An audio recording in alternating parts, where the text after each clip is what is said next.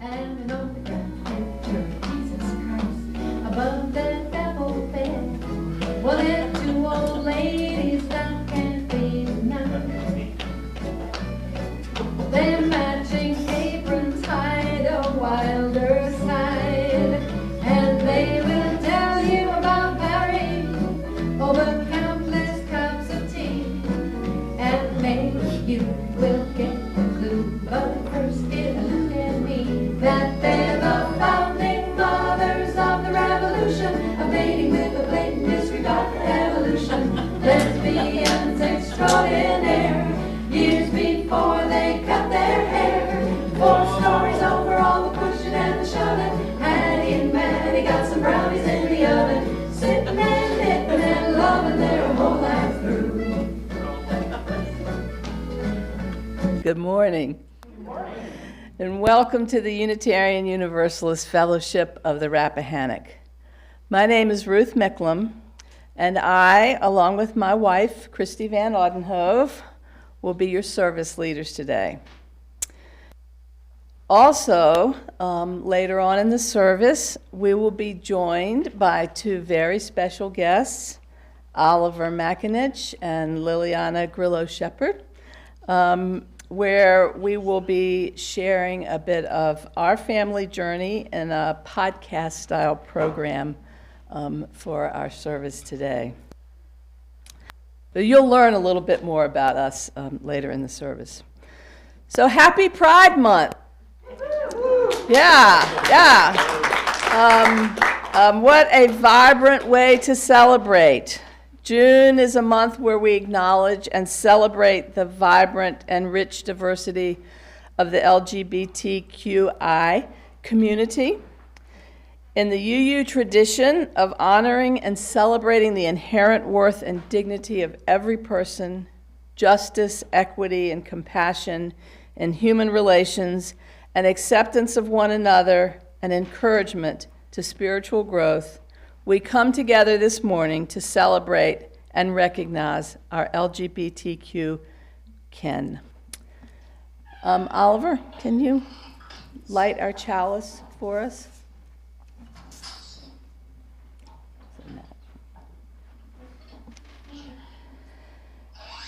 Shining upon the hearts with the lighting of this flame, let us grow the radiance of joy.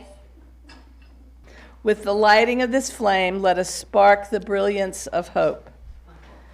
With the lighting of this flame, let us shine upon the hearts of all those who suffer and yearn, and who crave the joyful noise of community, all beings, not one left behind. Kristi, would you like opening words?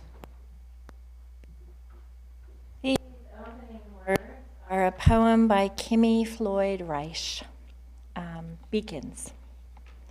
Beloveds, we were never meant to hide in closets, and we were never to be spoken of in whispered corners by a world filled with others afraid of their own reflections.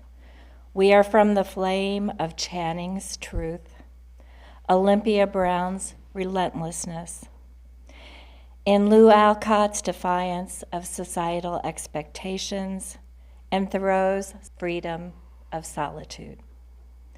We are here, heirs to a theology that says love is love. The soul is not gendered, that covenants live in hearts and not in courtrooms. Laws can be cruel and narrow, but our faith remains wide, widening still more until every child hears their pronouns in liturgies. And every parent of a trans child hears their entire congregation reflect back, "You are not alone," in the face of their fears.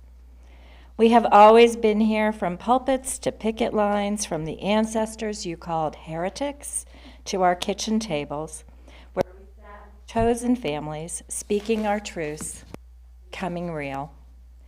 This world may pass bans, overturn laws, rewrite constitutions, threaten us, but our marriages were holy before they were licensed, and our identities were sacred before we had names. Today, again, and every day, bless those coming out and those staying in. Bless the drag, bless the transitioning, bless the questioning, bless the kinfolk, bless our chosen families, and bless us. Because we have faced ourselves, loved ourselves, saw ourselves, and we declare our beauty and goodness and unicorns with a bit of rainbow and a lot of heart. We gather now in the wake of their efforts to erase as a sign that we are not so easy to erase, and knowing that we are literally love becoming. We were never meant to hide. We were always meant to blaze. This is the Queer Beatitudes. This blessing was written by Sister Sweet Suffering Tea, a fully professed sister of perpetual indulgence. Some of you may have heard of them. Sweet Sister Suffering Tea is also known as Tim Atkins. Blessed are the fabulous, for they remind the world that life is meant to be lived in color. Blessed are the brokenhearted, for they will find chosen family to hold them together. Blessed are the drag queens, the leather daddies, the femmes, the butches, the bears, the twinks, and all beyond and between, for they show us the endless creativity of love. Blessed are those who've been told they are too much, for they will discover they are exactly enough. Blessed are the lovers who kiss on sidewalks, for they make the streets holy ground. Blessed are the ones who glitter, who dance, who vogue, who sing off-key in karaoke bars, for theirs is the kingdom of joy. Blessed are the elders who paved the way, for we follow in the freedom of their work. Blessed are the young ones still figuring it out, for the world is wide enough for all their becoming. Blessed are we, the whole queer family, for love is our birthright and joy is our inheritance. Okay, I'm going to tell you a little bit briefly about our talk today and why we're doing what we're doing, and a little bit about who the folks are that are going to be helping us talk about change. So Marley contacted Kristi and myself and asked us if we would do a service for Pride Month, and thought, sure, we'd do that. That'd be great. But we also kind of struggled because I feel like we're up here talking about being gay or being lesbian, and it's like, well, how much do y'all want to hear about that? You've heard about it all. I mean, what are we going to do?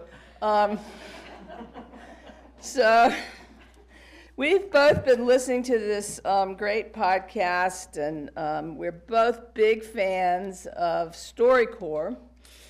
And so we had the idea of asking two of our eldest grandchildren, Liliana Grillo-Shepherd and Oliver McAninch, and I think folks know Oliver, if they would be willing to interview us and have a podcast discussion that might be a little more interesting than us droning on and on about gay people. So they both have great senses of humor, and we've did a little bit of brief rehearsal. I think we did okay. I stuttered a lot, and but we're going to try to make this as sort of free-flowing and engaging as possible. So, and practice our. They're going to get a chance to practice their podcasting skills. Welcome, y'all. Welcome. Thank you. To the podcast. How are you all doing? In the 10 minutes I haven't spoken to you. We're good. We're good. Thanks. Glad to be here. Good. All right. Well, we want to start off. We want to ask, just because it's Pride. What does Pride mean to y'all? Like, and not just the month, the celebration of Pride, but what is Pride in yourself, in your relationship, in y'all's life. What does that mean to y'all? I'll go first. Let me go first. So I know that when we practiced this, and I kind of was bumbling around like I don't know, and I actually got to think about it. And I think the thing that it really means to me and to so many other people is this is an entire month where we celebrate being proud of who you are and not ashamed.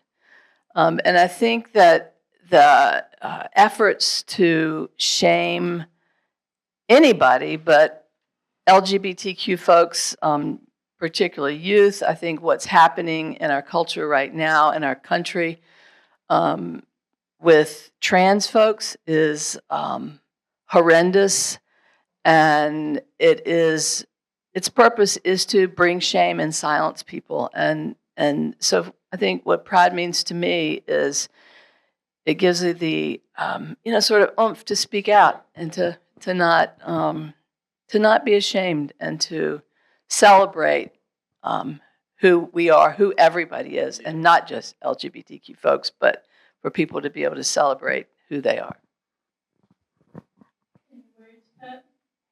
You know their words, Lily. No. Yeah. I mean, thinking both about my own experiences participating, I probably am never going to forget, like, my first big march in DC and feeling like I found my people.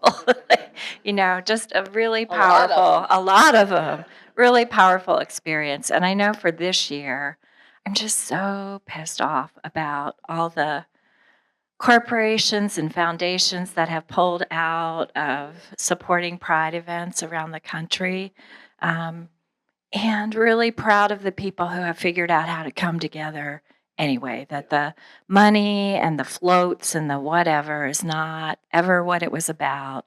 But, if there's shame to be had, and I'm not a big one on shame as a effective tool for anything, but shame on those people with money who chose to retreat to what they thought was political safety, which in the long run, it will not be.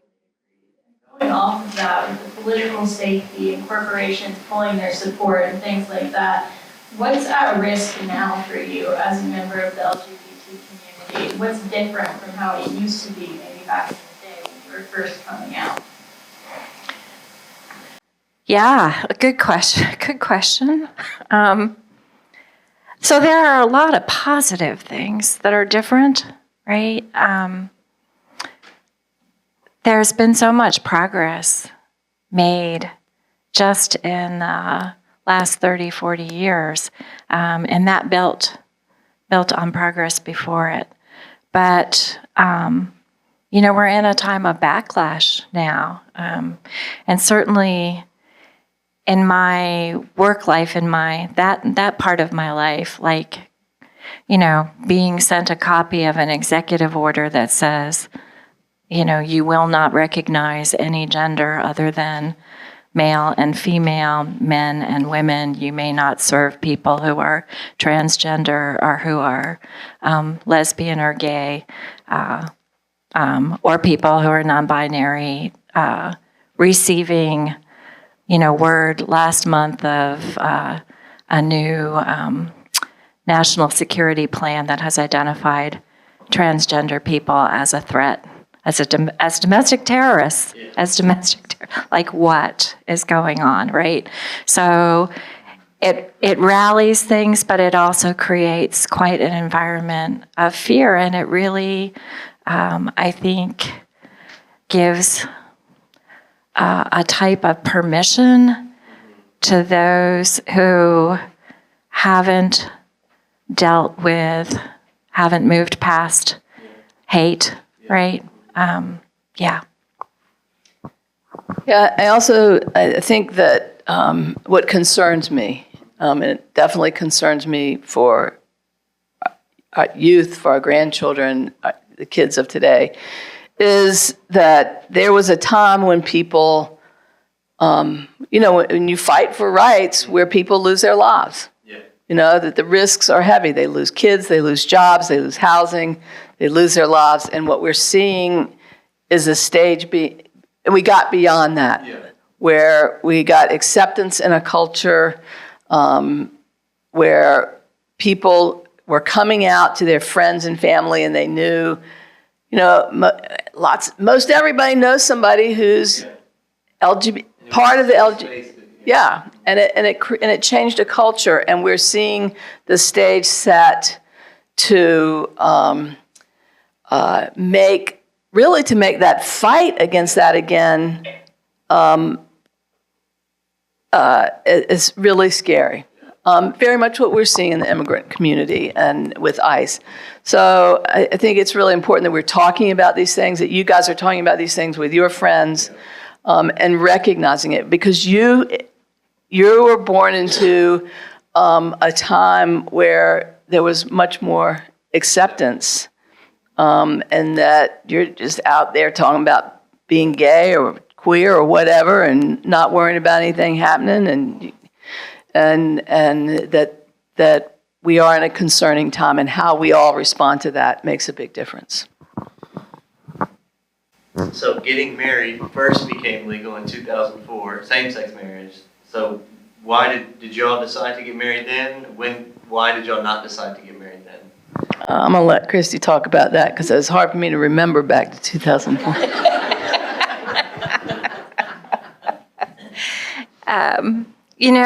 So when we were chatting yesterday about all this, and I was talking about how, our coming together was under some really challenging circumstances. And there was a lot of loss, there was a lot of pain, and there was tremendous joy all at the same time, right? And, but one of the things that happened was, we were creating a new family with 4 kids. We were not entirely sure if we were doing the right thing or not. And we made this agreement at the beginning, 6 months. We'll commit to 6 months. That's what we know we can do. And we'll check in 6 months. And for 25 years, we went 6 months at a time, and we actually had a conversation every 6 months and talked about how it was going. I mean, I will say, by the time we got to year 20-something, it was more like a, you ready to re-up? But there were a lot of, deep conversations along the way, and some negotiations and some shifts in direction. So, we weren't looking to become, and we've both been married to men. I told you found out last night, I've been married twice before. So not a lot of faith in the institution of marriage, and a lot of guilt about not succeeding at traditional marriage, right? Yeah, you want to know any more about that? Well, I have questions, going off of this. Because you didn't have a lot of faith in the institution of marriage, and it just wasn't as important to you, what ultimately led you to make the decision to get married, and when did you do that? So there was a long battle. I don't know how many folks remember the battle for marriage equality in Virginia in particular, and I'm not great. I'm not going to get the dates exactly right. And we were part of that fight for marriage equality in Virginia, and it really sort of ramped up after 2 delegates passed a bill twice, and then it went to the people to amend the Virginia Constitution with something called the Marshall-Newman Amendment. So I don't know if that rings any bells for folks, but that was a constitutional amendment that passed in 2006, I think, that stated that Virginia would not recognize same-sex marriages, and essentially marriage could only be between a man and a woman. And then the fight for equality sort of ramped up in Virginia and across the country. and states were passing the right to marry. And we said, well, we got all these grandchildren now, and we're probably going to be, probably need to do something about that and make a commitment. And we took a trip to Cape Cod, and sort of on that trip sort of talked about it and planned our wedding and made our decision to get married. It was not legal in Virginia at the time. So we went to Maryland and got married, and then had a lovely ceremony here at UUFR in 2016? 14. Listen, all these dates, and then with all these changes with the legalities, and then I think it was a month after we did that. Listen, where's Don? This dementia comes on for all of us at some point,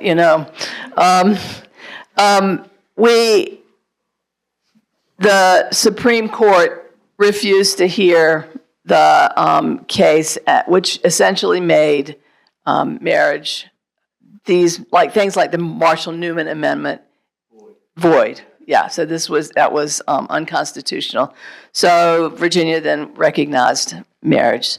And it's a lot of different legalities that sort of go back and forth, and I think that's it's an interesting history to look at that. But there is a pretty strong move to challenge that and to change that. So. Talk a little bit about the energy that when y'all got married. Like, what was it like? Because it's kind of different now, right? Like, you say somebody is getting married and they're gay, and it's in 2015 it was like very exciting. Like, I remember, So, but talk about that. You want to talk about it? For our wedding or for marriage equality in general? Yeah. Did anything change? Lots of things changed.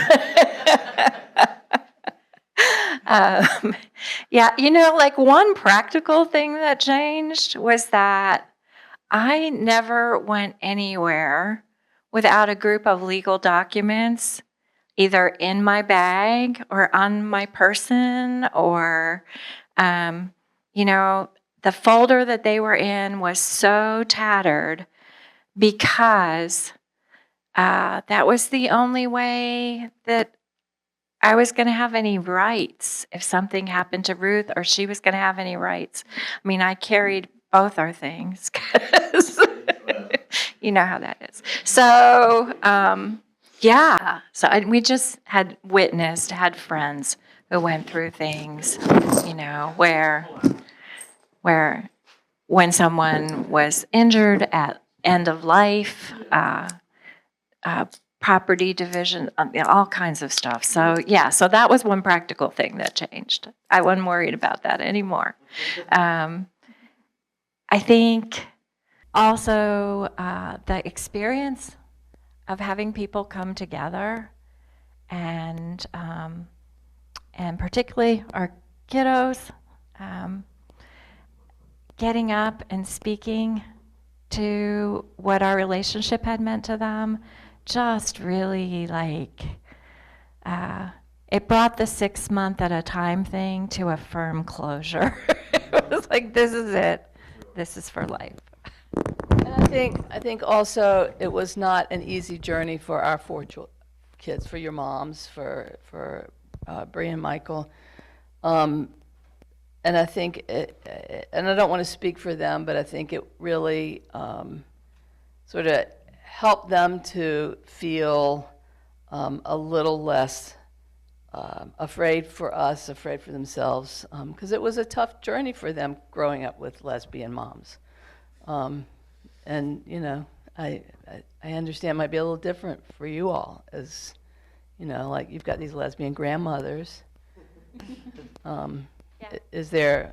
What do your friends say about that? They love it. It's a flex.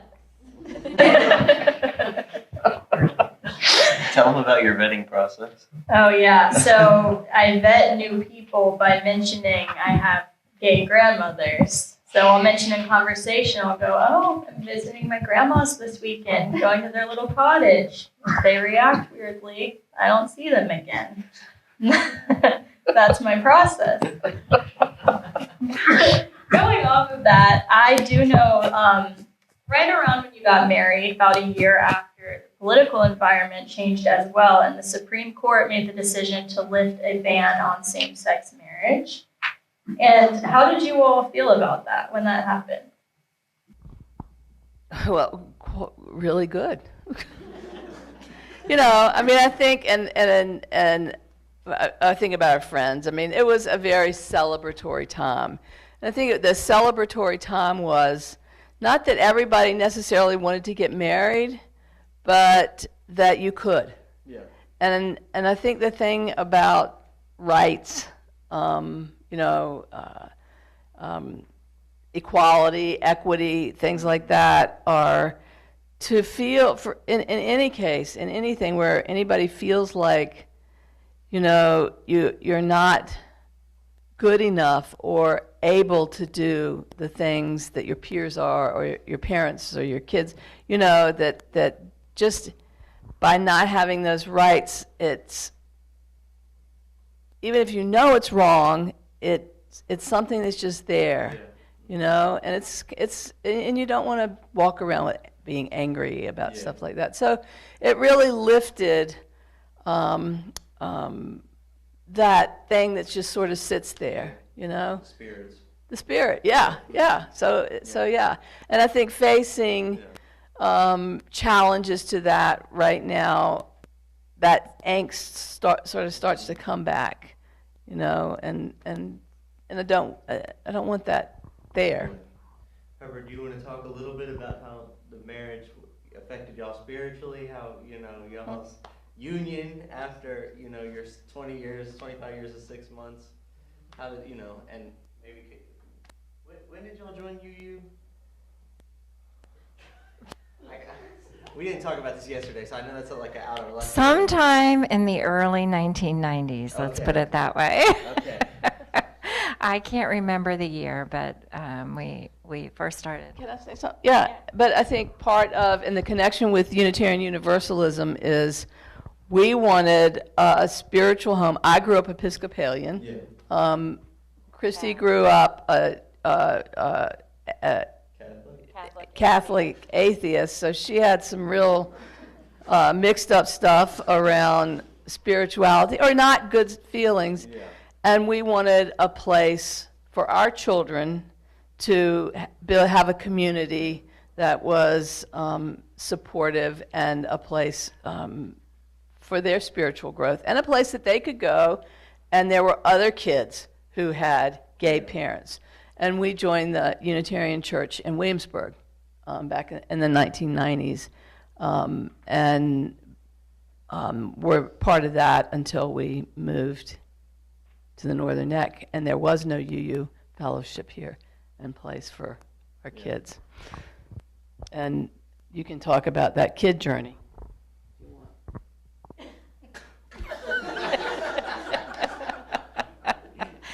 Well, I mean, I think yeah, I'm going to bounce it back to you, because I mean, there's a journey, prior to coming to the Northern Neck and prior to you being born, but and finding Unitarian Universalism was really life-changing in terms of connection between spiritual beliefs and the way we were living our lives, right?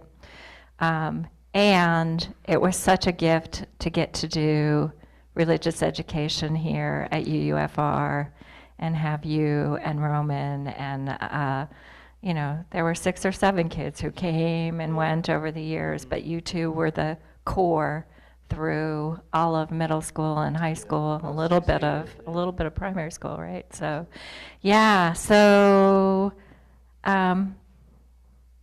what was that? You have any reflections on? Because we certainly dealt with sexuality, relationships. Yeah, for sure. No, it definitely helped me.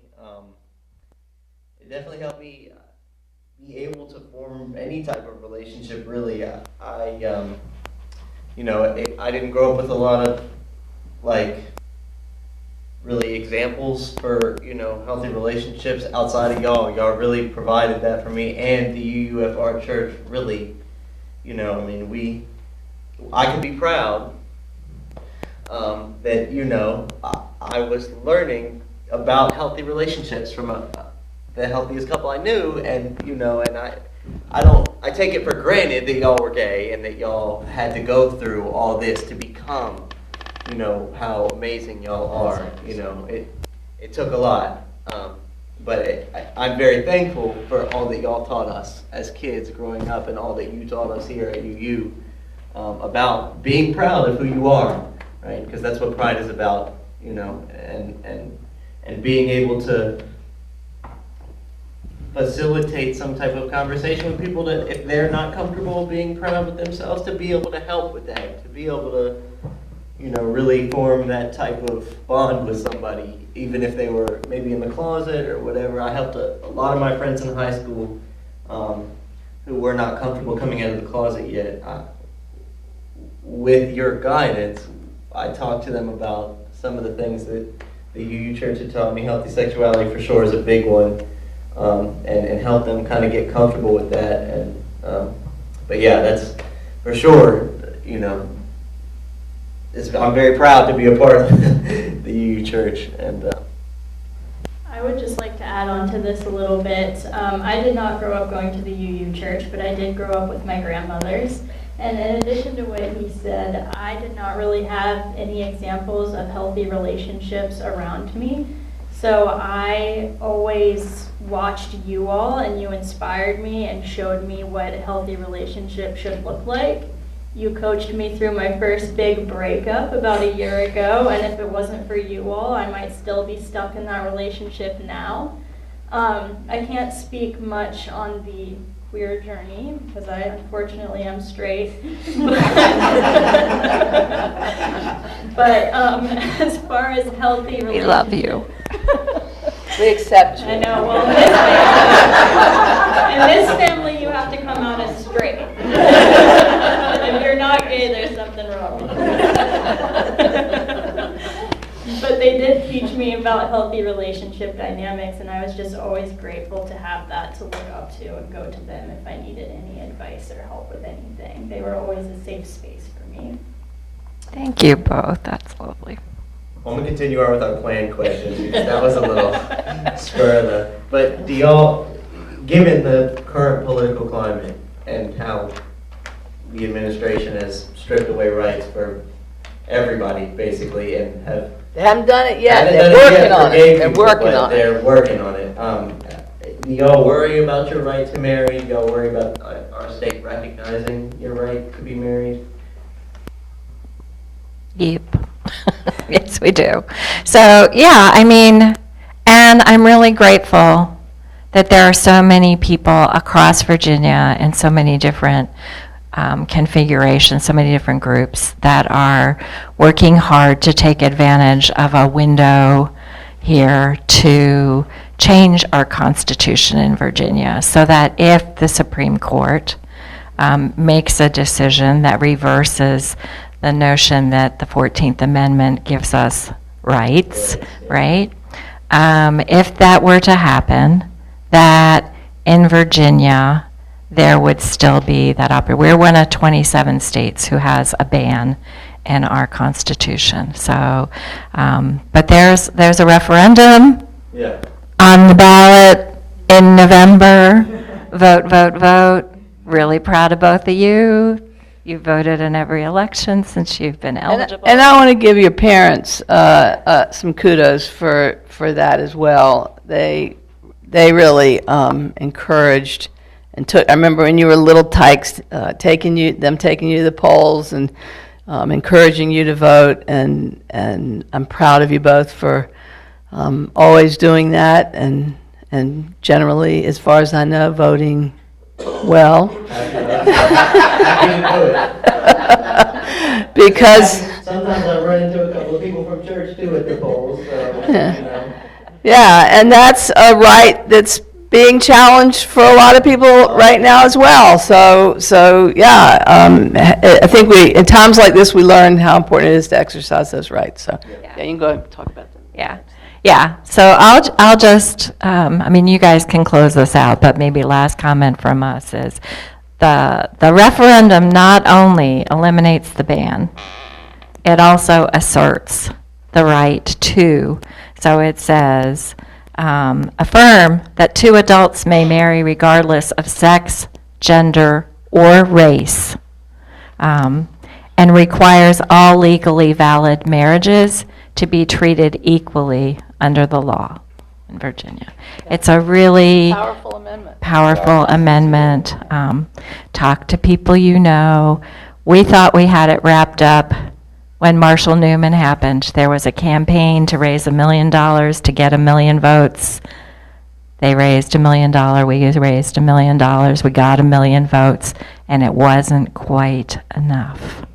57% of Virginians voted for Marshall Yeah. Newman in 20. Record turnout for that referendum. So we don't want to see that happen again. We want to talk to everybody far and wide. It's so, so important. And unlike, in weird electoral politics, every vote counts. Every vote, everywhere, right? So yeah. Safe to say it's very important to vote this November. Yes. Yes. Anything else you want to say? I don't know if I got anything else, but we didn't bring it up, and I know I wanted to ask you too, but you didn't tell us your coming out stories, and you gotta tell them. I think the one you're referring to. Yeah. So it was, you're not going to get, as you know, if you have to come out of the closet, it's a ongoing thing. You do it over and over and over and over. And I do want to say that for me, when I sort of came to terms with my sexuality, my sexual orientation, whatever you want to call it, I've always been one to be myself. Yeah. And it was not something I could keep in the closet. So I lived my life out, but I never told my parents. As a matter of fact, I mean, I'll tell you a quick story, but when I was splitting up with my husband, because I recognize this, he was beating down the front door after we had separated, and my parents were in the house, and he was saying, "Let me in. Did you know she's a homosexual?" He knows that word. And I think he might have, anyway, I can't remember. I was a little traumatized. But the best part that and you would have to know, you remember your Nana, my mom, went out on the front porch and said, "Jean, we know that. Come on in here and be quiet." So, but then that was all that was ever spoken, and I was thinking in my early 20s. And then when we decided to get married, and my dad had moved down here, he was in his 90s. Was he 90? Not yet. 78 or something. No, he wasn't 78. It's because my mom had passed away. But No, he moved down before then, he passed away. yeah, but he was when I told him. When you told him, oh yeah. Yeah. So, in the proper Southern way, we just accepted things. We didn't talk about it. Yeah. And Kristi was my special friend. That's really, truly what Yeah. But I decided when we decided to get married, I wanted to have my dad there. So I called him up and I said, "Dad, do you think you and I could go out to dinner? Something I want to talk to you about." So yeah, we can do that.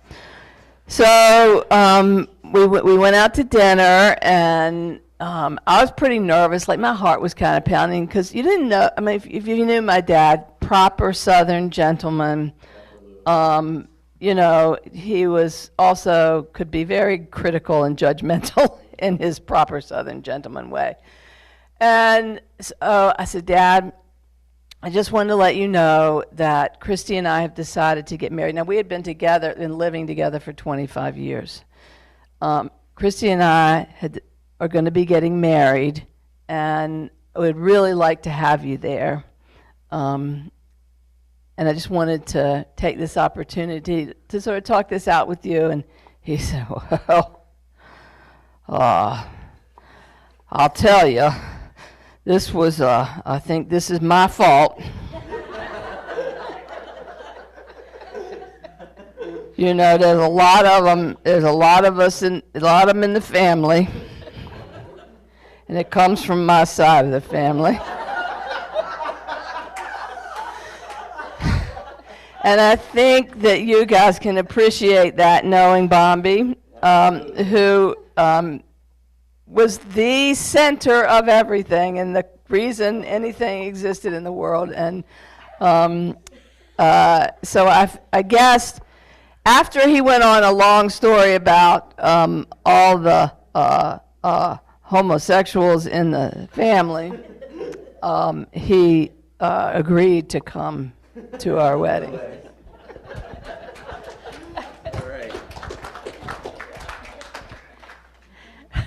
So we've run a little over here. So we're gonna say, come talk. Will you guys stay for refreshments for a little while?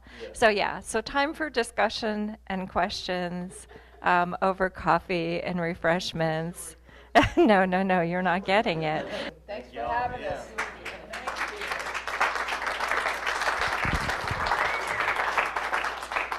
As we extinguish this chalice, may you know that you are lovable and that indeed you are loved.